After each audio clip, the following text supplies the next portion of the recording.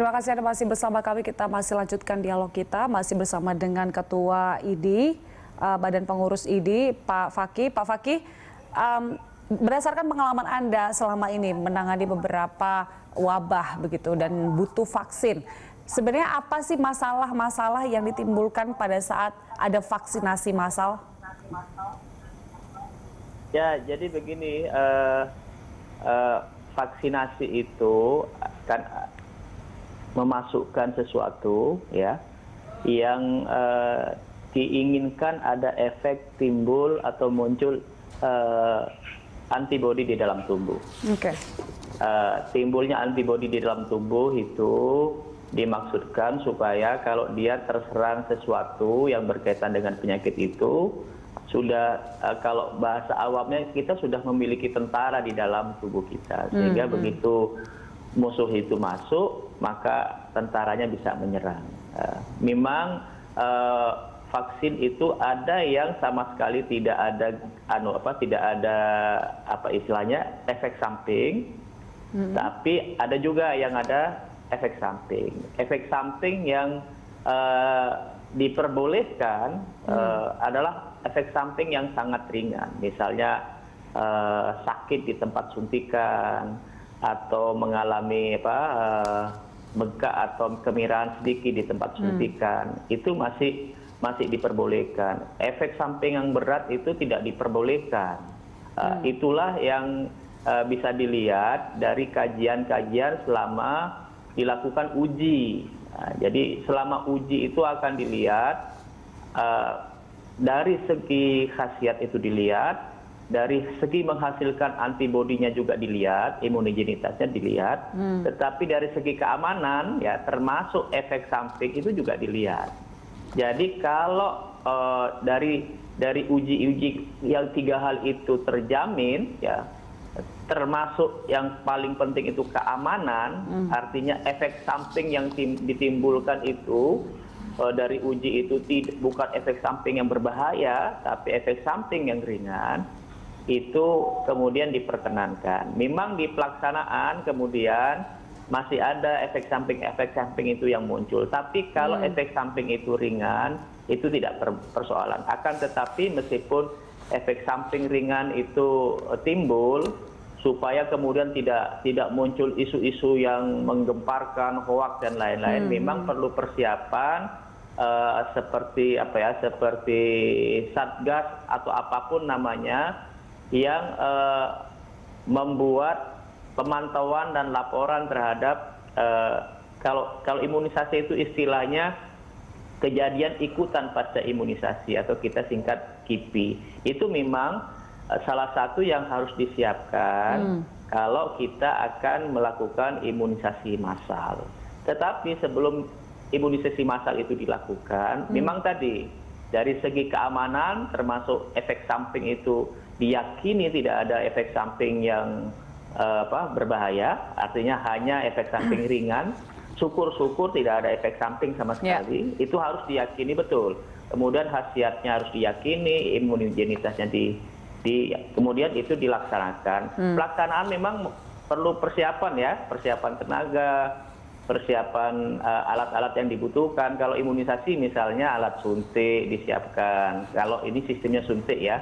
Kemudian alat pembawa vaksin, karena vaksin itu harus dibawa dengan alat pembawa khusus ya, tidak seperti obat-obat biasa. Dia misalnya harus dibawa dengan istilahnya pendingin ya, kalau istilah umum ya, supaya vaksin itu tidak rusak. Itu harus disiapkan.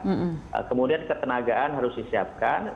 Yang juga penting adalah disiapkan satgas atau apapun bentuknya untuk memantau dan membuat sistem laporan untuk penanganan kejadian ikutan pasca imunisasi. Kalau itu sudah siap semua, ya biasanya kita lakukan bersama-sama.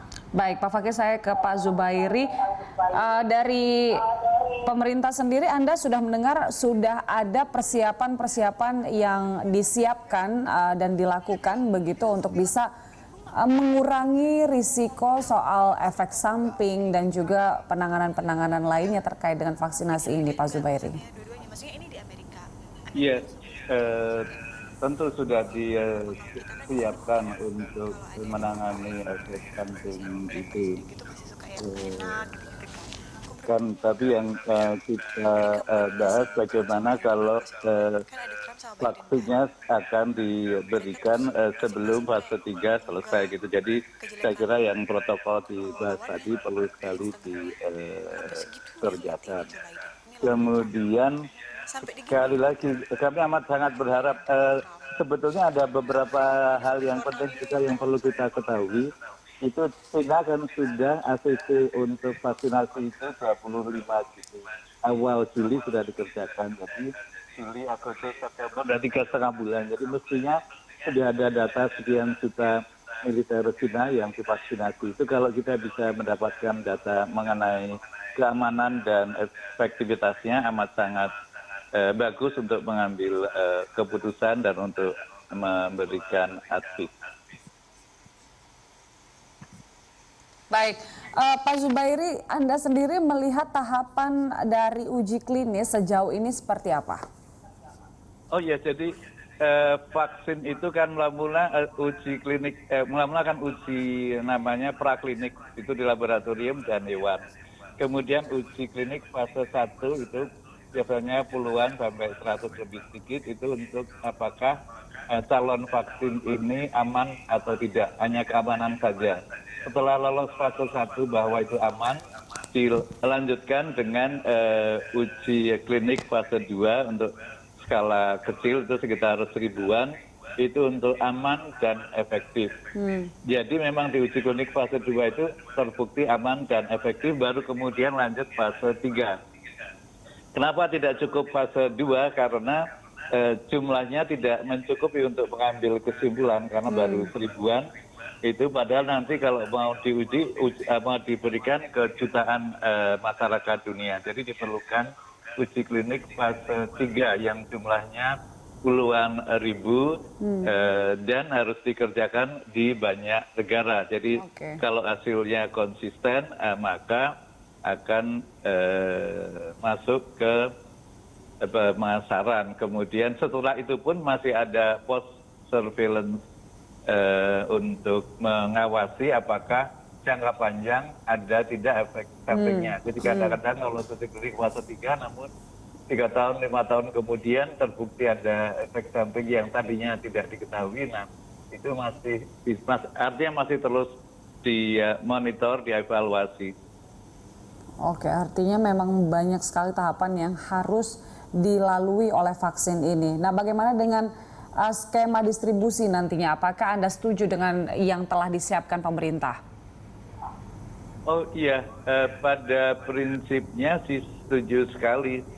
Namun kalau belajar dari HIV/AIDS, maaf ini beda, tapi kira-kira pada waktu mau tes itu di Afrika Selatan, itu pimpinan pemerintahnya tes duluan di depan rakyat, sehingga rakyatnya bayangin 15 juta penduduk mau dites, jadi sepertiga dari penduduk Afrika Selatan mau tes HIV.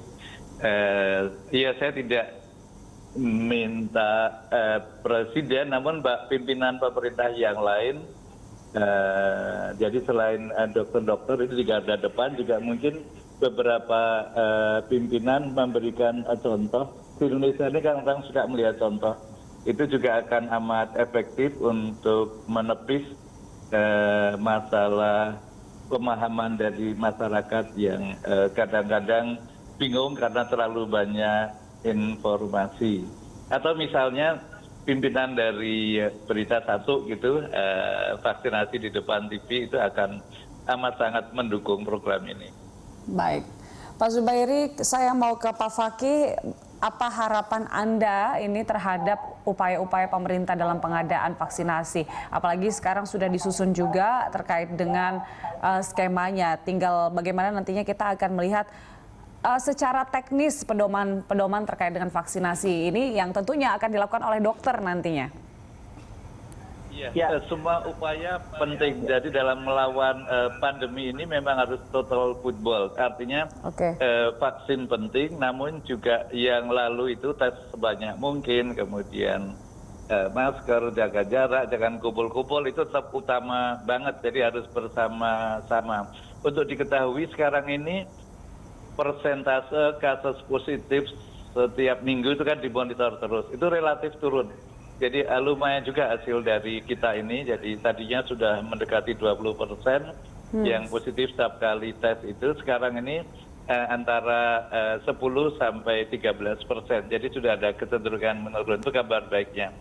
Mengenai vaksin tentu dengan yang sudah dibahas tadi, saya yakin pengambil keputusan akan memperhatikan ini dan kan juga memikirkan tujuan vaksinasi kan untuk menolong rakyatnya. Baik.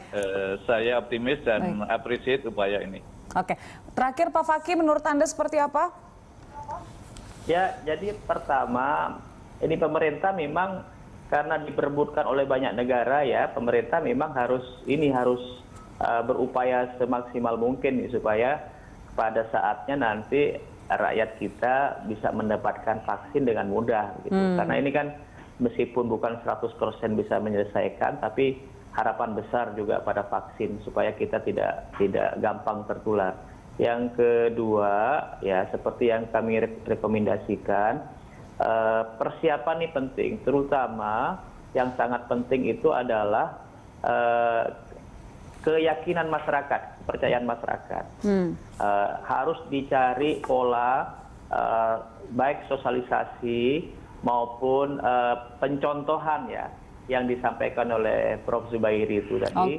Misalnya pimpinan-pimpinan itu melakukan yang sama, misalnya memberi contoh lebih dulu supaya ini betul-betul menepis informasi yang tidak benar kepada masyarakat. Yang ketiga, berilah kesempatan otoritas Badan POM untuk melakukan kajian tentang baik itu tentang keamanan, tentang khasiat, tentang imunogenitas sehingga hasil kajian POM ini bisa berjalan dengan baik. Saya yakin yang rame-rame disampaikan orang itu sebenarnya ini mulai kerja mempersiapkan, karena saya tahu bahwa pemerintah seperti Badan POM dan MUI ini masih sedang bekerja sebenarnya, melakukan tahapan-tahapan persiapan untuk mengkaji vaksin ini. Jadi kalau 3 hal dilakukan dengan baik, ya saya yakin nanti pelaksanaan di lapangan vaksinasi ini menjadi baik untuk kita semua. Baik, Pak Fakih terima kasih telah bergabung bersama kami pada pagi hari ini. Ada juga dari Ketua Satgas COVID-19 BPID Zubairi Jurmas. Selamat pagi Pak Zubairi, terima kasih telah bergabung bersama kami.